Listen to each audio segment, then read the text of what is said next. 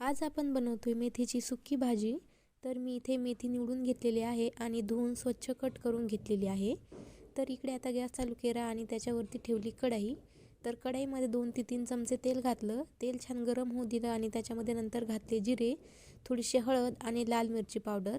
तुम्ही ठेचलेला लसूण सुद्धा घालू शकता, पण मी नाही घातला। आणि नंतर आता त्याच्यामध्ये घालायची कट केलेली हिरवीगार अशी मेथी।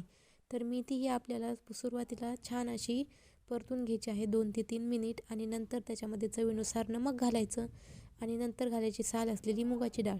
मुगाच्या डाळीऐवजी तुम्ही दुसरी कुठलीही घालू शकता। आणि नंतर त्याच्यामध्ये घालते मी थोडंसं पाणी आणि झाकण ठेवून कमी गॅसवरती आपल्याला ही 2 ते 3 मिनिट वाफवून घ्यायचे आहे।